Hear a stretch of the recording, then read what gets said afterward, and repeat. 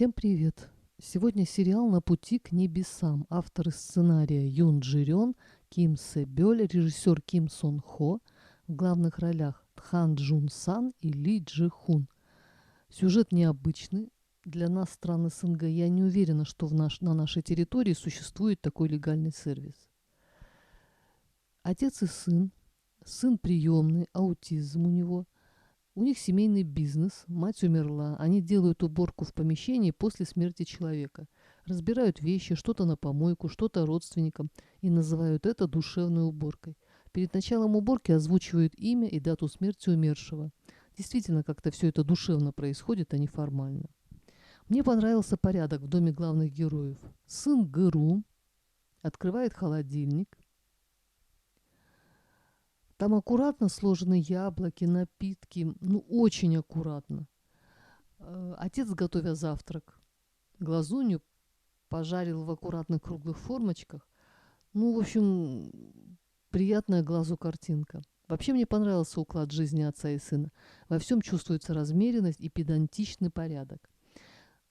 Почувствовав ухудшение здоровья, отец юридически оформил все документы, предусмотрел все, чтобы защитить приемного сына аутиста, назначил опекуном единственного сводного младшего брата. И еще, что меня поражает всегда, это порядочность зарубежных адвокатов, юристов, которые после смерти исполняют волю умершего. Да и сам главный герой ГРУ научился от отца дотошной, тотальной честности. Или это болезненная черта аутизма, но это совсем неплохо, когда посмертные желания или прижизненные исполняются кем-то с завидной точностью. Запомнились слова ГРУ, адресованные дяде. Папа сказал, когда ГРУ не мог ходить в обычную школу, потому что много болтал на уроках, ГРУ просто другой, он неплохой, потому что он не сделал ничего плохого. И папе не надо было стыдиться ГРУ. Вспомнился в связи с этим случай на детской площадке, когда женщина устроила скандал из-за того, что дети-аутисты якобы пугают нормальных детей. Мы-то знаем, как иногда из нормальных детей вырастают монстры. А еще в сериале поднят вопрос незащищенности в Корее бездетных пенсионеров. Я так поняла, что пенсии у них не было. Работающий пенсионер наложил на себя руки, когда его уволили с работы, и при этом отправился на небеса, прихватив с собой жену, которая жила в доме престарелых. Правда, у него был рак в последней стадии. Вроде и соцслужбы их вели. Как-то очень грустно. Работали, платили налоги. Не заслужили такого финала, как мне кажется. А история дяди-боксера и его подопечного. Наставник и не подозревал, что в роли его визави будет его ученик. В поединке наставник отправил своего ученика в нокаут, который после длительной комы умер. И наставник оплачивал больничные счета. Никто не хотел этого, но так вышло, потому что люди зарабатывают на жизнь, как умеют. Вот такая она, наша жизнь. Наверное, поэтому периодически у людей возникает желание построить утопическое общество, где нет грусти и печали, где царят равенство, свобода и братство. «Какая грустная жизнь до самого конца!»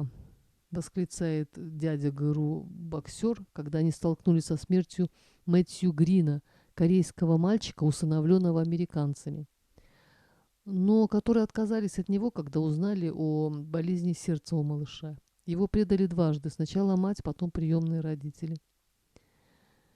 Каждая история заказ душевной уборки, с одной стороны, уникальная история, но их объединяет общее.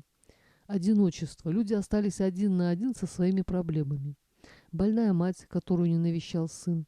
Девушка, которую убил бывший парень. Бездетные старики-пенсионеры. Мэтью, приехавший в Корею в 30-летнем возрасте, чтобы найти свою маму, но она отказалась от встречи с ним. Кому читать нотации? Государству, которое занято решением глобальных проблем, простым людям, загнанным в угол жизненными обстоятельствами, социальным службам, кому задавать вопросы, на которых нет ответа. В финале, захоронив прах отца, сын бежит, обнимает дерево и слышит голос отца.